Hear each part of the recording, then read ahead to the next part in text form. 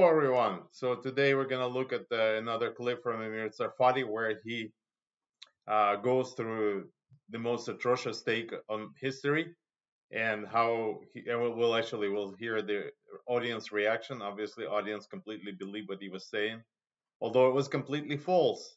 Anyway, we'll find out. Let's hear what he had to say. I am going to bring you up from, and that remnant will be brought back to their land. Son of man, you see, and that's bringing you back to Ezekiel 37. You can see that. But that's not the end, because do you really think that when he brought us back to the land, he brought us to a land that is surrounded by Switzerland and Liechtenstein and Monaco? No. Take a look at all the wars that we had to go through. We're talking about 1948 and 1956 and 1967 and 1973 and 1982 and 1991 and throughout the 2000s. I don't really need to go too far. We're still in a war right now. Every single day they are plotting to destroy us and to annihilate us. Make no mistake, it's not about any specific piece of land in Judea or Samaria or Gaza.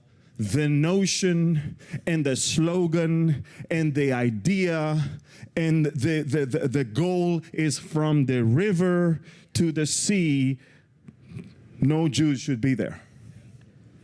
And that's what I call genocide. And in between wars, you think we were licking honey? No, we had terror attacks almost on a weekly basis.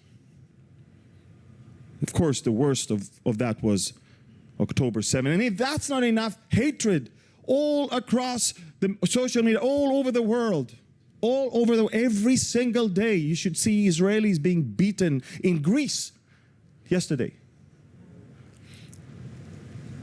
All over the world. In Canada, tried to go into the streets of Montreal and see what's going to happen. Try to walk with an Israeli flag. The streets of Montreal. The police will arrest you. And even in the streets of Vancouver. If there is a pro-Palestinian protest, trust me, the police will arrest the Israeli flag holder. He is the one that there is their problem. Persecution, every single where, anti-Semitism in a global spike that has not been seen even, it's worse than before World War II right now. Worst. And the sad thing. All right. Hi, everyone. So I hopefully you enjoyed the Amir Tsarfati's clip here. Well, Amir throughout the clip proclaims sort of victimhood on the basis of completely false, distorted facts. So this is not to say that Jews have not suffered anti-Semitism throughout history. This is not to deny any of that, but just let's be clear about the difference between the Jews and the Zionists, because the Zionists want you to believe that Jews and Zionists are exactly the same thing. It's not exactly the same thing. Let's talk about the Zionists and how they distort history. This is precisely the example Amir just gave us, how it's done. And nobody seemed to have noticed that. Okay, so for example, he lists 6 wars that Israel was involved in, okay? One of those 6 wars was not a war against Israel to begin with. And this is 1991 war when Iraq fired some Scud missiles into Israel. That war was when Iraq invaded Kuwait, and then the United States, with the permission of the Security Council, the UN Security Council, went in and expelled Iraq and committed a few war crimes. But let's forget about that. That was not a war against Israel per se, okay? Now, out of the other 5 wars that he mentioned, 4 out of 5 were started by Israel. Somehow Amir omitted to tell you that. For example, the war of 1948 was precipitated by the mass expulsion of Palestinians, at first by Zionist militias such as Haganah, such as Irgun, and the Lehi and Stern bands, okay? So they're the ones who started the ethnic cleansing of Palestinians. In fact, before the war that broke out on May 15th of 1948 between Israel, which had been just declared as a state, and other Arab states, by that time 350,000 Palestinians had already been expelled. Tens of thousands were either killed or injured and maimed, dispossessed of their property. Okay, that was precipitated the war of 1948. Let's just not tell let our Amir friend here to tell us that, oh well, they hated the Jews. No, they didn't hate the Jews. The war started because the Zionists started undertaking mass ethnic cleansing campaign in Palestine. That's why it started. Okay, the war of 1956. This is particularly interesting because Zionists usually don't mention this war. And the reason why they don't mention this war, because Israel, completely unprovoked, at the behest of France and the United Kingdom, attacked Egypt. When Egypt decided to nationalize Suez Canal, okay? Nationalizing Suez Canal by Egypt, it was a sovereign decision by a sovereign country of a sovereign asset. It had nothing to do with the state of Israel, and yet they attacked Egypt alongside the French and British forces, okay? Now, the war of 1967, of course, you can find all sorts of information about it. It's all open. No, the big secret. The war was started by Israel when it attacked three countries. It attacked Jordan, Egypt, and Syria. Okay, so war of 1973 is the only war that was not started by Israel. 1992, Israel also invaded Lebanon, and for that received the censure from the UN Security Council. So all the so-called wars that Israel started somehow were portrayed by Amir here that Israel is a victim. Israel was attacked. No, 4 or 5 times Israel attacked others. Okay, and to say that Israel is small, that is to say that Israel does not have, or it did not have military superiority in all of those cases, right?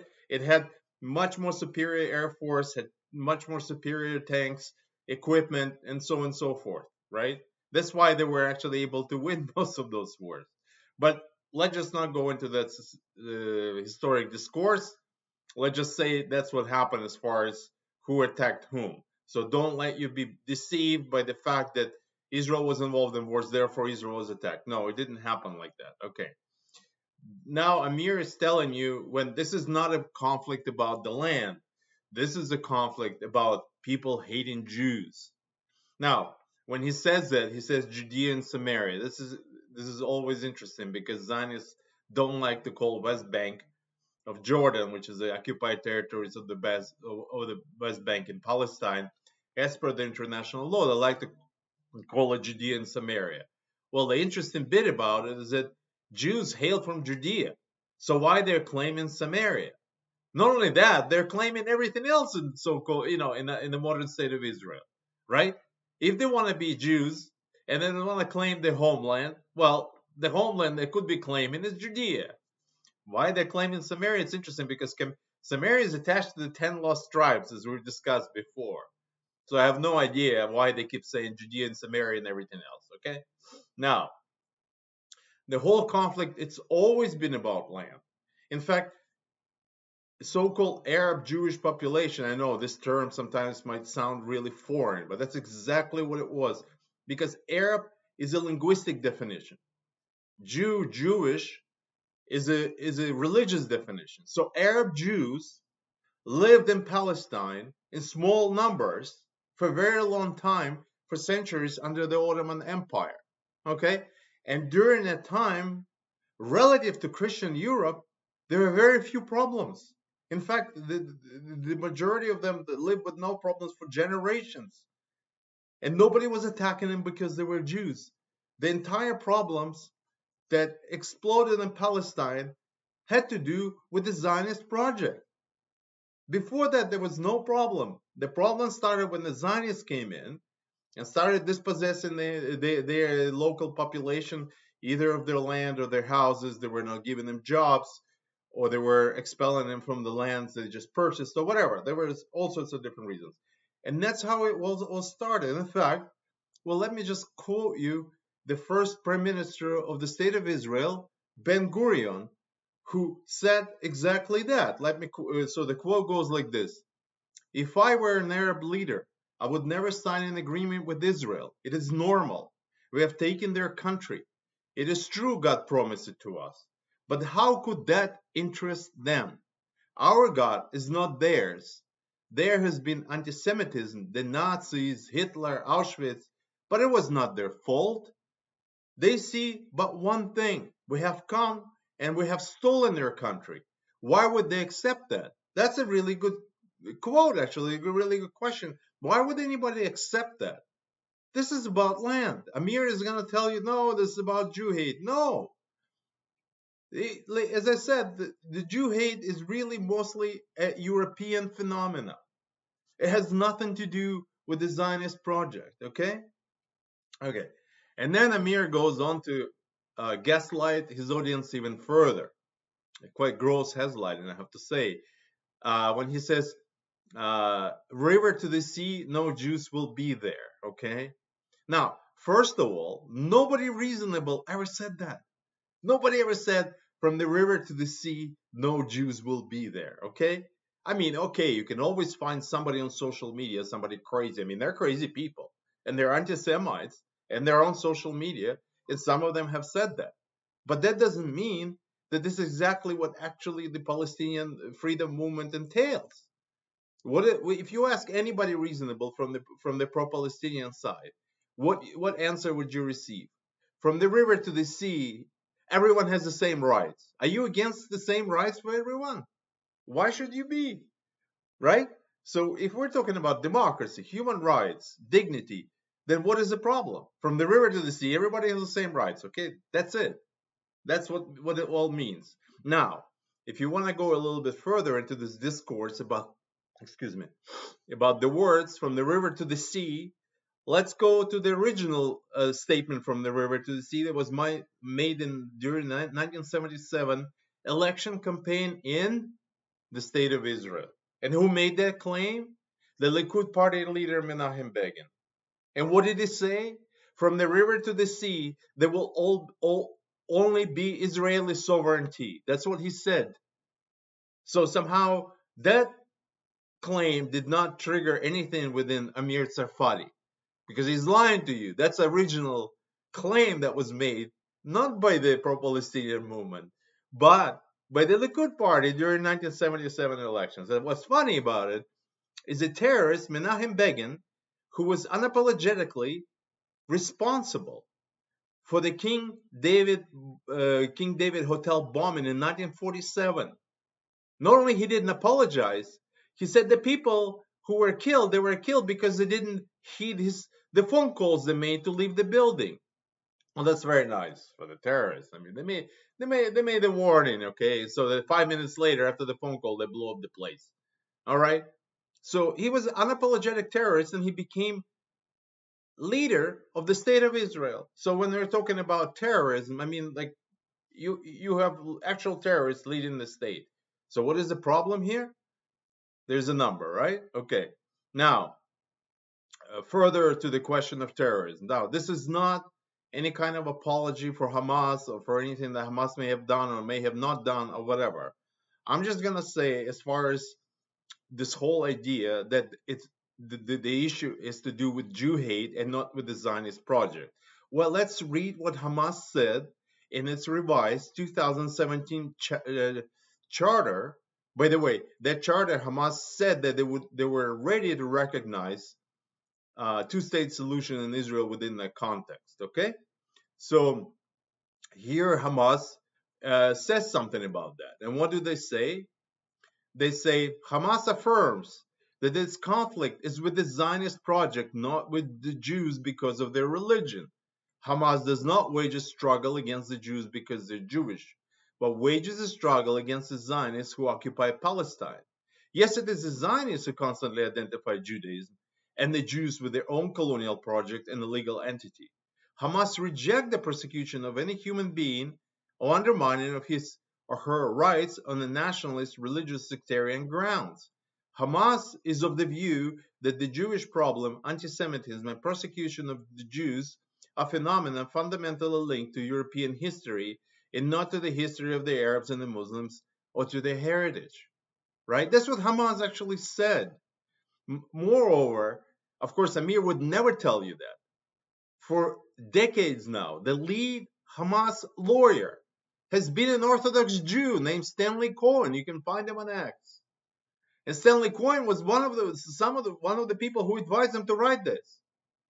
So, but of course, Amir is not going to tell you that. He continues gaslighting his audience into some Jew hate that everybody is completely irrational, and the only way to deal with it is with arms and extermination and so forth.